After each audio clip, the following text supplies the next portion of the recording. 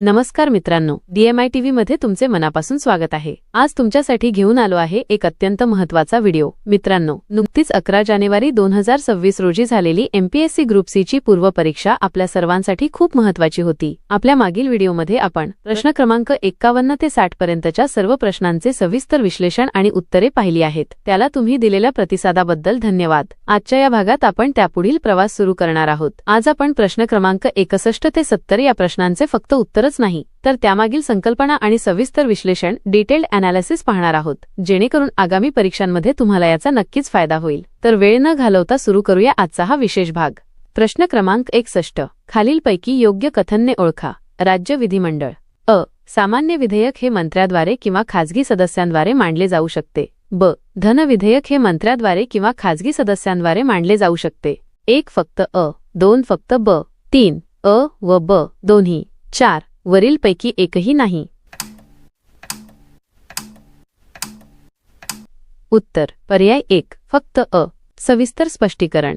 राज्य विधिमंडळाच्या कामकाजानुसार विधेयकांचे 2 प्रमुख प्रकार आणि त्यांच्याशी संबंधित नियम खालीलप्रमाणे आहेत। 1. सामान्य विधेयक ऑर्डिनरी बिल हे विधेयक सभागृहाच्या कोणत्याही सदस्याद्वारे मांडले जाऊ शकते। जर ते मंत्र्याने मांडले तर त्याला शासकीय विधेयक म्हणतात, आणि जर ते मंत्र्याव्यतिरिक्त इतर कोणत्याही आमदाराने, ज्याला खाजगी सदस्य म्हणतात, मांडले तर त्याला खाजगी विधेयक म्हणतात। त्यामुळे विधान अ पूर्णपणे योग्य आहे। 2. धन विधेयक मनी बिल। धन विधेयकाच्या बाबतीत नियम अधिक कडक आहेत। धन विधेयक हे केवळ विधानसभेतच मांडता येते आणि ते मांडण्यासाठी राज्यपालांची पूर्वसंमती आवश्यक असते। सर्वात महत्त्वाचे म्हणजे धन विधेयक हे केवळ मंत्र्याद्वारेच मांडले जाऊ शकते। कोणताही खाजगी सदस्य धन विधेयक मांडू शकत नाही। त्यामुळे विधान ब चुकीचे ठरते। थोडक्यात सांगायचे तर सामान्य विधेयक मंत्री किंवा खाजगी सदस्य दोघेही मांडू शकतात, परंतु धन विधेयक मांडण्याचा अधिकार फक्त मंत्र्यांकडेच असतो। प्रश्न क्रमांक 62, बलवंतराय मेहता समितीच्या योग्य शिफारसी ओळखा। अ, ग्रामपंचायत प्रत्यक्ष निवडून आलेल्या प्रतिनिधींसह स्थापन करावी। ब, पंचायत समिती आणि जिल्हा परिषद प्रत्यक्ष निवडून आलेल्या प्रतिनिधींसह स्थापन करावी। क, जिल्हाधिकारी जिल्हा परिषदेचे अध्यक्ष असावेत। 1 फक्त अ, ब, 2 फक्त ब, क, 3 फक्त अ, क, 4 वरीलपैकी सर्व। या प्रश्नाचे बरोबर उत्तर 3 फक्त अ, क हे आहे। सविस्तर स्पष्टीकरण। बलवंतराय मेहता समितीची स्थापना 1957 मध्ये सामुदायिक विकास कार्यक्रम CDPच्या अपयशाची कारणे शोधण्यासाठी आणि लोकशाही विकेंद्रीकरणासाठी करण्यात आली होती। या समितीने केलेल्या शिफारसी भारतीय पंचायत राज व्यवस्थेचा पाया ठरल्या। 1. विधानांचे विश्लेषण। विधान अ बरोबर समितीने शिफारस केली होती की सर्वात खालच्या स्तरावर म्हणजेच ग्रामपंचायत स्तरावर प्रतिनिधींची निवड थेट प्रत्यक्ष जनतेद्वारे व्हावी। विधान ब चूक समितीने असे म्हटले होते की पंचायत समिती आणि जिल्हा परिषद यांची स्थापना अप्रत्यक्ष निवडणूक पद्धतीने व्हावी। पंचायत समितीचे सदस्य हे ग्रामपंचायतीने निवडून दिलेले असावेत, तर जिल्हा परिषदेचे सदस्य हे पंचायत समितीचे अध्यक्ष असावेत। त्यामुळे हे विधान चुकीचे ठरते। विधान क बरोबर बलवंतराय मेहता समितीच्या मते जिल्हाधिकारी डिस्ट्रिक्ट कलेक्टर हे जिल्हा परिषदेचे अध्यक्ष असावेत, जेणेकरून प्रशासकीय समन्वय साधला जाईल। 2. बलवंतराय मेहता समितीच्या इतर महत्त्वाच्या शिफारसी। त्रिस्तरीय व्यवस्था। ग्रामपंचायत ग्रामस्तर, पंचायत समिती ब्लॉक स्तर आणि जिल्हा परिषद जिल्हा स्तर अशी 3 स्तरांची रचना असावी। अधिकार सोपवणे। स्थानिक संस्थांना पुरेसे अधिकार आणि संसाधने देण्यात यावीत, जेणेकरून त्या स्वतःचा विकास स्वतः करू शकतील। पंचायत समितीचे महत्त्व। या समितीने पंचायत समितीला सर्वात महत्त्वाचा कार्यकारी स्तर मानले होते। जिल्हा परिषदेची भूमिका प्रामुख्याने सल्लागार आणि समन्वयाची असावी असे सुचवले होते। निष्कर्ष। दिलेल्या पर्यायांपैकी ब हे विधान चुकीचे असल्यामुळे, कारण त्यांनी अप्रत्यक्ष निवडणुकीची शिफारस केली होती। योग्य उत्तर पर्याय क्रमांक 3 अ आणि क येते। प्रश्न क्रमांक 63, खालीलपैकी कोणत्या सूचीमध्ये प्रतिबंधात्मक स्थानबद्धतेची तरतूद करण्यात आली आहे? 1 फक्त समवर्ती सूची, 2 फक्त राज्य सूची, 3 केंद्र सूची आणि समवर्ती सूची, 4 राज्य सूची आणि समवर्ती सूची। उत्तर 3 केंद्र सूची आणि समवर्ती सूची। सविस्तर स्पष्टीकरण। भारतीय राज्यघटनेत प्रतिबंधात्मक स्थानबद्धतेबाबत प्रिव्हेंटिव्ह डिटेन्शन अधिकारांची विभागणी केंद्र आणि राज्य सरकारमध्ये खालीलप्रमाणे करण्यात आली आहे। 1. केंद्र सूची युनियन लिस्ट। घटनेच्या 7व्या अनुसूचीमधील केंद्र सूचीच्या नोंद 9 एंट्री 9 नुसार भारताचे संरक्षण, परराष्ट्र व्यवहार किंवा भारताची सुरक्षा या कारणांसाठी प्रतिबंधात्मक स्थानबद्धतेबाबत कायदा करण्याचा अधिकार केवळ संसदेला केंद्र सरकार आहे। 2. समवर्ती सूची कन्करंट लिस्ट. समवर्ती सूचीच्या नोंद 3 एंट्री 3 नुसार राज्याची सुरक्षा, सार्वजनिक सुव्यवस्था राखणे किंवा अत्यावश्यक सेवा व पुरवठा कायम राखणे या कारणांसाठी प्रतिबंधात्मक स्थानबद्धतेचे कायदे करण्याचा अधिकार संसद आणि राज्य विधिमंडळ या दोघांनाही आहे. महत्त्वाचे मुद्दे. प्रतिबंधात्मक स्थानबद्धता म्हणजे काय? एखाद्या व्यक्तीने गुन्हा करण्यापूर्वीच त्याने भविष्यात कोणताही गुन्हा करू नये या उद्देशाने केलेली अटक म्हणजे प्रतिबंधात्मक स्थानबद्धता होय. राज्यघटनेच्या कलम 22(4) ते 22(7) मध्ये प्रतिबंधात्मक स्थानबद्धतेपासून संरक्षणाच्या तरतुदी दिलेल्या आहेत. या विषयावर अधिकार विभागलेले असल्यामुळेच केंद्र सरकार उदा. UAPA आणि राज्य सरकारे उदा. MPDA आपापल्या अधिकारात कायदे करू शकतात. प्रश्न क्रमांक 64. लक्षद्वीप कोणत्या उच्च न्यायालयाच्या कार्यक्षेत्रात येते? 1. कर्नाटक, 2. मद्रास, 3. ओडिसा, 4. केरळ. उत्तर पर्याय 4. केरळ. सविस्तर स्पष्टीकरण. लक्षद्वीप हा भारताचा एक केंद्रशासित प्रदेश आहे, परंतु त्याचे स्वतःचे स्वतंत्र उच्च न्यायालय नाही. भारतीय संविधानातील तरतुदींनुसार काही केंद्रशासित प्रदेशांना शेजारील राज्यांच्या उच्च न्यायालयाच्या कार्यक्षेत्रात जोडले जाते. केरळ उच्च न्यायालय लक्षद्वीप बेट समूह भौगोलिकदृष्ट्या केरळ राज्याच्या जवळ असल्याने त्याचे सर्व न्यायालयीन कामकाज केरळ उच्च न्यायालयाच्या कोची अखत्यारीत येते. स्थापना. केरळ उच्च न्यायालयाची स्थापना 1956 मध्ये झाली आणि तेव्हापासून लक्षद्वीपचा समावेश या न्यायालयाच्या अधिकारक्षेत्रात करण्यात आला आहे. महत्त्वाची बाब. लक्षद्वीपमधील प्रकरणांसाठी केरळ उच्च न्यायालय हे सर्वोच्च न्यायिक प्राधिकरण म्हणून काम करते. इतर काही महत्त्वाची माहिती. अंदमान आणि निकोबार हे कोलकाता उच्च न्यायालयाच्या अखत्यारीत येते. पुद्दुचेरी हे मद्रास उच्च न्यायालयाच्या अखत्यारीत येते. दादरा नगर हवेली आणि दमण दीव हे मुंबई उच्च न्यायालयाच्या अखत्यारीत येते. प्रश्न क्रमांक 65. खालीलपैकी कोणते विधान सत्य नाही? 1. भारतीय राज्यघटनेच्या अंमलबजावणीची तारीख नोव्हेंबर 26, 1949 आहे. 2. 42व्या घटनादुरुस्तीने धर्मनिरपेक्ष शब्द जोडला गेला. 3. 42वी घटनादुरुस्ती 1976 मध्ये करण्यात आली. 4. सामाजिक, आर्थिक आणि राजकीय न्याय या संकल्पना भारतीय राज्यघटनेत सोव्हिएट रशियाच्या घटनेतून घेण्यात आल्या आहेत. या प्रश्नाचे अचूक उत्तर पर्याय क्रमांक 1. भारतीय राज्यघटनेच्या अंमलबजावणीची तारीख नोव्हेंबर 26, 1949 आहे. हे विधान सत्य नाही. सविस्तर स्पष्टीकरण. दिलेल्या पर्यायांचे सविस्तर विश्लेषण खालीलप्रमाणे आहे. 1. अंमलबजावणीची तारीख चूक. विधान. भारतीय राज्यघटनेचा स्वीकार अडॉप्शन नोव्हेंबर 26, 1949 रोजी करण्यात आला होता, परंतु तिची प्रत्यक्ष अंमलबजावणी कमेन्समेंट जानेवारी 26, 1950 रोजी झाली. म्हणूनच आपण नोव्हेंबर 26 हा संविधान दिन म्हणून साजरा करतो आणि जानेवारी 26 हा प्रजासत्ताक दिन म्हणून साजरा करतो. प्रश्नात अंमलबजावणीची तारीख नोव्हेंबर 26 दिली असल्याने हे विधान चुकीचे ठरते. 2. 42वी घटनादुरुस्ती आणि धर्मनिरपेक्ष शब्द. सत्य. विधान. 1976 मध्ये झालेल्या 42व्या घटनादुरुस्तीद्वारे भारतीय राज्यघटनेच्या सरनाम्यामध्ये प्रिॲम्बल 3 नवीन शब्द जोडले गेले. समाजवादी, सोशलिस्ट, धर्मनिरपेक्ष, सेक्युलर आणि एकात्मता इंटेग्रिटी. त्यामुळे दिलेले दुसरे विधान पूर्णपणे सत्य आहे. 3. 42व्या घटनादुरुस्तीचे वर्ष. सत्य. विधान. 42वी घटनादुरुस्ती 1976 मध्ये तत्कालीन पंतप्रधान इंदिरा गांधी यांच्या काळात करण्यात आली होती. याला मिनी कॉन्स्टिट्यूशन, लघु राज्यघटना असेही म्हटले जाते, कारण या दुरुस्तीद्वारे संविधानात मोठे बदल करण्यात आले होते. 4. न्यायाची संकल्पना. सत्य. विधान.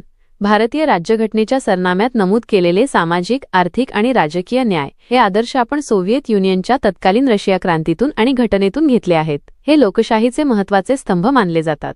प्रश्न क्रमांक 66. खालीलपैकी कोणता पर्याय जलविद्युत केंद्राचा संभावित दुष्परिणाम नाही? 1. वायू प्रदूषण. 2. जमिनीची धूप. 3. नैसर्गिक प्रवाह बाधित होणे. 4. पाण्यातील जलचरांच्या नैसर्गिक जीवनामध्ये बाधा येणे. उत्तर 1. वायू प्रदूषण. सविस्तर स्पष्टीकरण. जलविद्युत केंद्र हायड्रोइलेक्ट्रिक पॉवर प्लांट हे ऊर्जेचे एक नूतनीकरणक्षम आणि स्वच्छ स्रोत मानले जाते. या प्रश्नातील पर्यायांचे विश्लेषण खालीलप्रमाणे आहे. वायू प्रदूषण. पर्याय 1. जलविद्युत निर्मितीमध्ये कोणत्याही प्रकारचे इंधन जसे की कोळसा किंवा डिझेल जाळले जात नाही. वीज निर्मितीसाठी केवळ वाहत्या पाण्याचा वापर केला जातो, त्यामुळे हवेत धूर किंवा विषारी वायू सोडले जात नाहीत. म्हणूनच वायू प्रदूषण हा जलविद्युत केंद्राचा दुष्परिणाम नाही.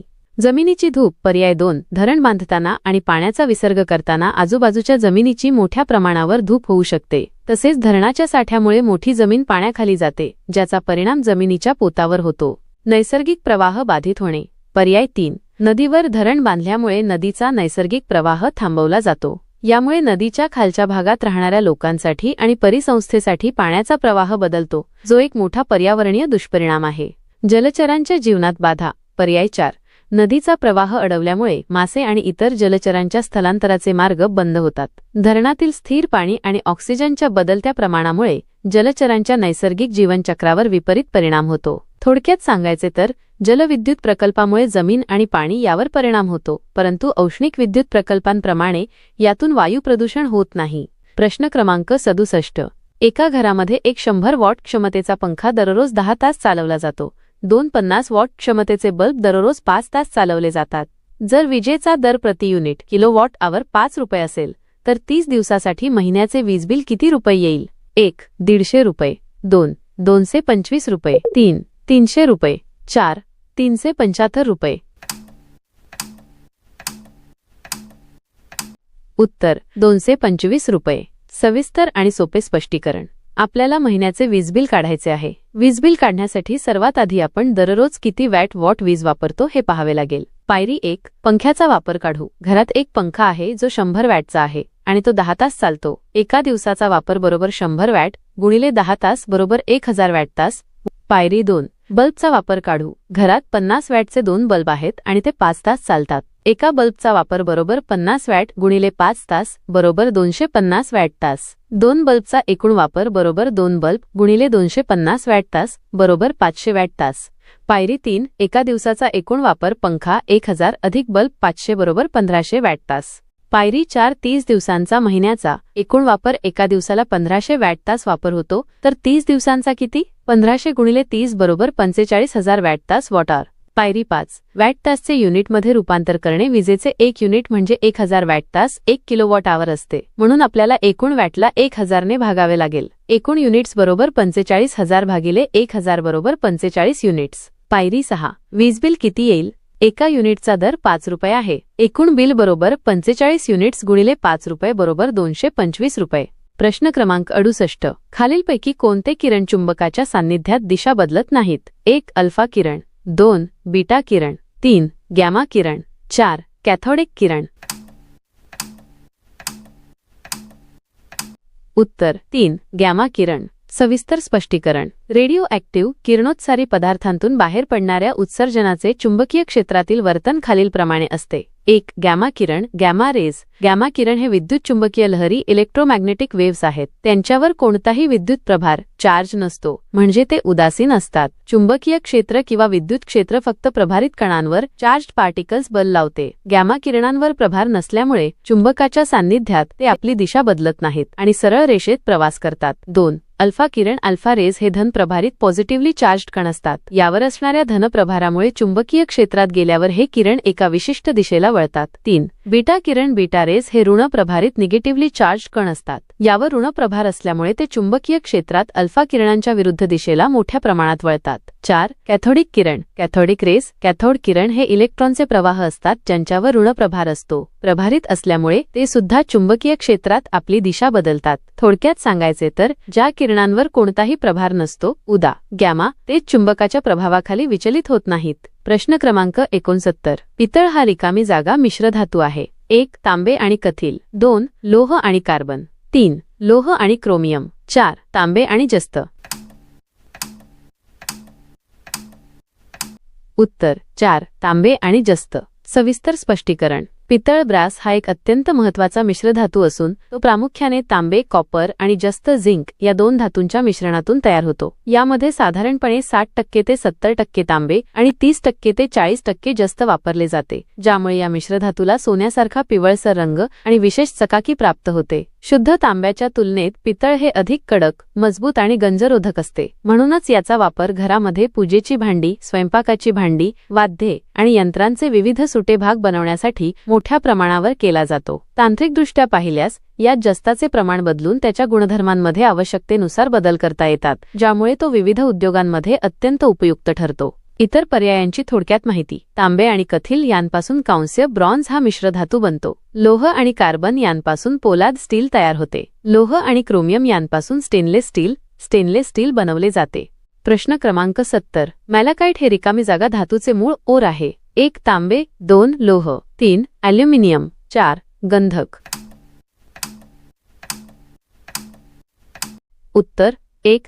तांबे. सविस्तर स्पष्टीकरण. मॅलाकाइट हे तांबे कॉपर या धातूचे एक अत्यंत महत्त्वाचे खनिज आणि धातुके ओर आहे. रासायनिकदृष्ट्या हे कॉपर कार्बोनेट हायड्रॉक्साईड असून त्याचे रेणुसूत्र Cu2 CO3 OH2 असे आहे. निसर्गात हे खनिज गडद हिरव्या रंगात आढळते, त्यामुळेच याला हिरवे तांबे असेही संबोधले जाते. प्राचीन काळापासून तांबे मिळवण्यासाठी आणि दागिन्यांमध्ये वापरल्या जाणाऱ्या मौल्यवान खड्यांच्या स्वरूपात मॅलाकाइटचा वापर केला जात आहे. इतर पर्यायांचा विचार केल्यास लोहाचे मुख्य धातुके हे मॅग्नेटाइट आणि हेमेटाइट आहेत. ॲल्युमिनियम हे प्रामुख्याने बॉक्साईटपासून मिळवले जाते, तर गंधक सल्फर हे स्वतः एक अधातू असून ते निसर्गात स्वतंत्र स्वरूपात किंवा विविध सल्फाइड्सच्या स्वरूपात आढळते. मॅलाकाइटमध्ये तांब्याचे प्रमाण जास्त असल्याने औद्योगिक क्षेत्रात तांबे शुद्धीकरणासाठी याचा वापर मोठ्या प्रमाणावर होतो. तर मित्रांनो, आजच्या या व्हिडिओमध्ये आपण MPSC ग्रुप C च्या प्रश्नपत्रिकेमधील प्रश्न क्रमांक 61 ते 70 सविस्तरपणे अभ्यासले आहेत. मला खात्री आहे की या प्रश्नांच्या उत्तरांसोबतच मी दिलेले स्पष्टीकरण तुम्हाला येणाऱ्या परीक्षेसाठी नक्कीच फायदेशीर ठरेल.